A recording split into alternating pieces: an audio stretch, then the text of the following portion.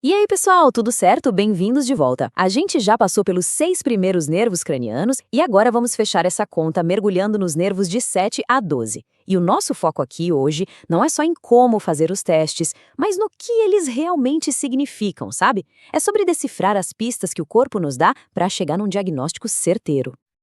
Então, o nosso roteiro de hoje é quase uma investigação. A gente vai começar nos músculos do rosto, passar pelos segredos da audição e do equilíbrio, dar uma olhada na garganta e na língua. Cada nervo vai ser uma peça desse quebra-cabeça. E no final, tudo vai fazer sentido. Bora lá? Vamos começar pelo nervo facial, o sétimo da lista. Ele faz um monte de coisa, mas na prática clínica, o que a gente mais quer saber é sobre o controle dos músculos do rosto. É justamente aqui que um teste bem simples pode nos ajudar a separar o joio do trigo, diferenciando um AVC de outras condições. Para a gente testar essa função motora, a gente segue 4 passos bem tranquilos. Primeiro, pede para a pessoa levantar as sobrancelhas, para checar o músculo frontal.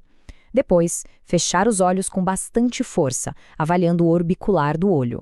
Aí, pede para encher as bochechas de ar, testando o bucinador, e por último, dar um sorriso ou mostrar os dentes, o que avalia vários músculos da parte de baixo do rosto. É uma sequência rápida, mas que entrega muita informação. E por que isso tudo é tão importante, afinal? Porque a resposta para uma pergunta bem direta, a testa mexe ou não mexe, nos ajuda a diferenciar duas coisas completamente diferentes. Uma lesão central, lá no cérebro, tipo um AVC, de uma lesão periférica, no nervo em si, como na paralisia de Bell. Então, se liga na grande pista. Numa lesão central, como um AVC, a fraqueza pega a parte de baixo do rosto, mas a testa continua se mexendo normalmente. Ela é poupada. Isso acontece porque o músculo da testa tem uma espécie de backup. Ele recebe comandos dos dois lados do cérebro. Agora, numa lesão periférica, tipo a paralisia de Bell, o nervo todo é afetado. Aí não tem jeito, a metade inteira do rosto fica fraca, incluindo a testa. É esse detalhe que faz toda a diferença. E dominar essas nuances é fundamental. Se você é estudante e quer se preparar de verdade, entra agora em medicob.com.br, baixa o app e aproveita o maior banco de questões do Brasil, com provas anteriores de todas as instituições, questões comentadas, resumos práticos, aulas completas e flashcards prontos para revisar onde quiser. Bom, seguindo em frente, vamos para o 8º nervo, o vestíbulo coclear. A gente vai começar pela parte coclear, que é responsável pela audição. Aqui o nosso objetivo é usar uns testes bem simples para descobrir que tipo de perda auditiva a pessoa tem. O primeiro teste é o de Weber, e ele é super simples. Olha só, a gente pega um diapasão, faz ele vibrar e coloca bem no meio da testa da pessoa. Um jeito fácil de lembrar é pensar que a letra W de Weber é toda simétrica, igualzinho ao lugar onde a gente começa o teste. A pergunta que a gente quer responder é: o som tá igual dos dois lados ou mais forte em um? E a interpretação dos resultados é muito legal. Pensa comigo. Se o som vai para o lado do ouvido que a pessoa reclama, o ouvido ruim, isso provavelmente é uma perda condutiva. Tipo um tampão de cera, sabe? A cóclea daquele lado que está com fome de som fica super sensível à vibração que vem pelo osso. Agora, se o som vai para o ouvido bom, aí o problema deve ser neurosensorial. Isso quer dizer que o nervo do lado ruim não está conseguindo captar o sinal direito.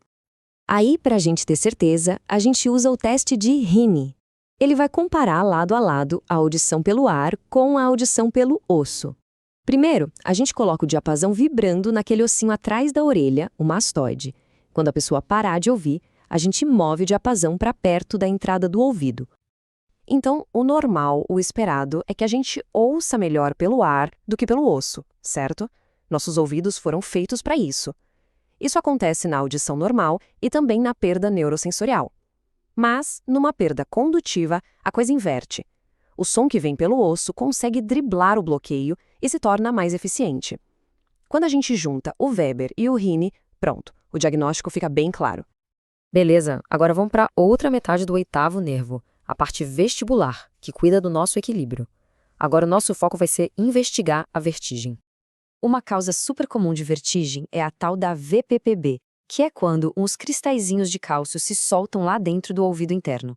A manobra de Dix-Hallpike foi criada justamente para isso. Ela mexe com esses cristais para tentar provocar a vertigem de propósito.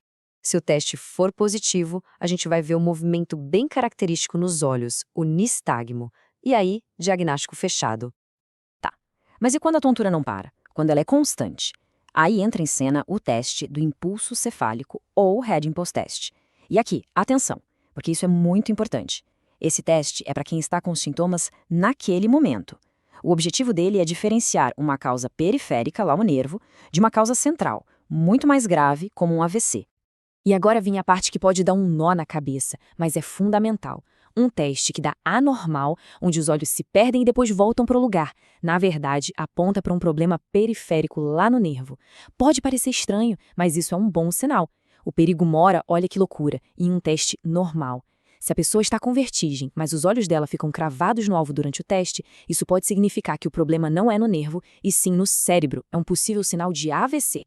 Seguindo em frente, a gente chega nos nervos 9, o glossofaríngeo, e 10, o vago. Na prática, a gente acaba avaliando os dois de uma vez só, porque as funções deles na garganta meio que se misturam, e o jeito mais fácil de fazer isso é só dando uma olhada no palato. O teste não podia ser mais simples. É só pedir para a pessoa abrir a boca e falar um "ah" bem grande. O que a gente está procurando aqui? Simetria. O céu da boca, o palato mole, tem que subir por igual dos dois lados. E a úvula, aquela campainha lá no fundo, tem que ficar bem no meio. Se um lado não sobe direito, isso já acende o alerta para uma lesão do nervo daquele lado.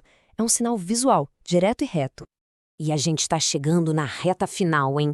Faltam só os dois últimos nervos cranianos. O acessório, que cuida dos músculos do pescoço, e o hipoglosso, que comanda a língua. Para o nervo acessório, a gente olha dois músculos principais. Primeiro, o esternocleidomastoideu. A gente pede para a pessoa virar a cabeça contra a nossa mão. E fica a dica de um detalhe que confunde muita gente. O músculo direito vira a cabeça para a esquerda e o esquerdo vira para a direita. Depois, a gente testa o trapézio, pedindo para encolher os ombros contra a nossa resistência. E para fechar, o nervo hipoglosso. O teste é pedir para a pessoa botar a língua para fora. E aqui tem a grande pegadinha, a dica de ouro que é contraintuitiva de novo. Se tiver uma lesão, a língua não vai desviar para o lado forte, ela vai desviar para o lado da lesão, o lado fraco.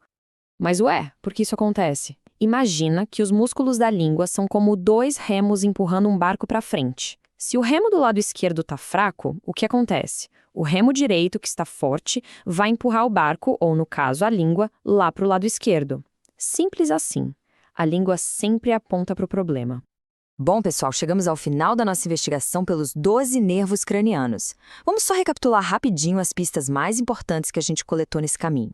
Então, vamos amarrar tudo? O que a gente precisa levar daqui? Para o nervo facial, se a testa se move, pense em algo central. Para a audição, a dupla Weber e Rini resolve quase tudo. Para o equilíbrio, lembre-se que um teste normal pode ser o mais preocupante de todos. E para a língua é fácil, ela aponta para onde está o problema. Essas são as regras de ouro que podem fazer toda a diferença.